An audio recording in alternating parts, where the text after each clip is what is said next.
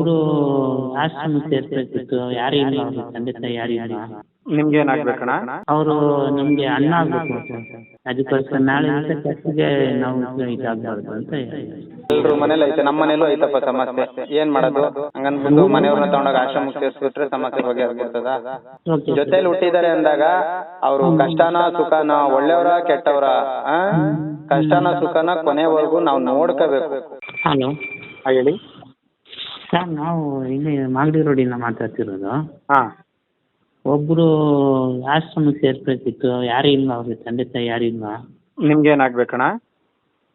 ಅವರು ನಮಗೆ ಅಣ್ಣ ಆಗ್ಬೇಕು ಸರ್. ಹಾ, ಅಣ್ಣನ?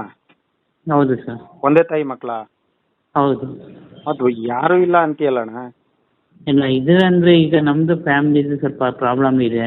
ಇರುತ್ತೆ, ಹಂಗನ್ಬಿಟ್ಟು ಅಣ್ಣನ ಯಾರು ಇಲ್ಲ ಅಂದ್ರೆ ಏನ್ ಅರ್ಥ ಅಣ್ಣ ಅದಕ್ಕೆ?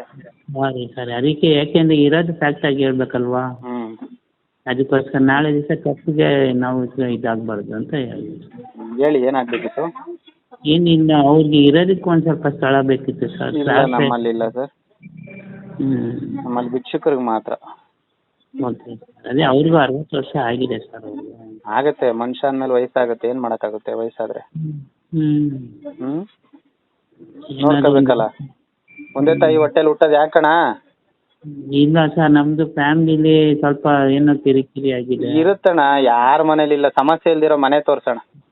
ಸಾವಿಲ್ದಿರೋ ಮನೆ, ಸಮಸ್ಯೆ ಇಲ್ದಿರೋ ಮನೆ ಯಾವ್ದಾರ ಒಂದು ತೋರಿಸ್ತೀರಣ್ಣ?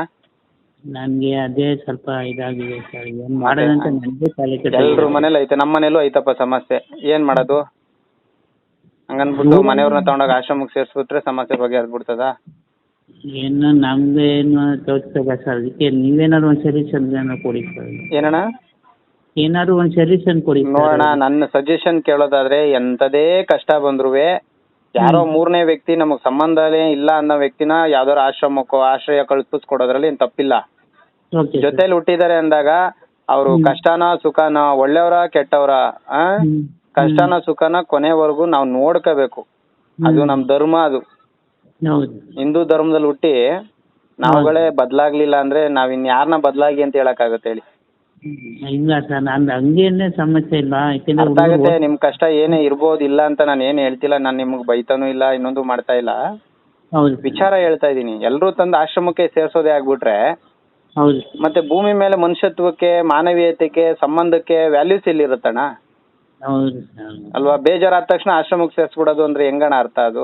ಬೇಜಾರಂತಲ್ಲ, ಸುಮ್ಮನೆ ಅಲ್ಲಿ ಇಲ್ಲಿ ಮಲಗ್ತಿದಾರಲ್ಲ, ಒಂದು ಉದ್ದೇಶಕ್ಕೆ ಅಷ್ಟೇ ಸರ್. ಗೊತ್ತಾಗತ್ತೆ ಅಣ್ಣ. ಅಂದ್ರೆ ದಯವಿಟ್ಟು ಆತರ ಕೆಲಸ ಮಾಡ್ಬೇಡಣ್ಣ. ಕಷ್ಟನೋ ಸುಖನೋ ಮನೇಲಿ ಇಟ್ಕೊಂಡು ನೋಡ್ಕೊಳ್ಳಿ. ಏನೋ ಇಲ್ಲ ಅಂತ ಹೇಳಲ್ಲ, ಅವ್ರು ಒಳ್ಳೆಯವರು ಅಂತಾನು ನಾನು ನಿಮ್ಗೆ ಹೇಳ್ತಾ ಇಲ್ಲ. ಹಂಗನ್ಬಿಟ್ಟು ಆಶ್ರಮಗಳು ತಂದು ಸೇರ್ಸೋದು ತಪ್ಪು ಅಣ್ಣ. ಯಾಕೆಂದ್ರೆ ನಾವೆಲ್ಲ ಮನುಷ್ಯರಾಗಿ ಹುಟ್ಟಿದೀವಿ, ಮನುಷ್ಯರಾಗೆ ಸಾಯ್ಬೇಕು, ಮೃಗಗಳಾಗ್ಬಾರ್ದು.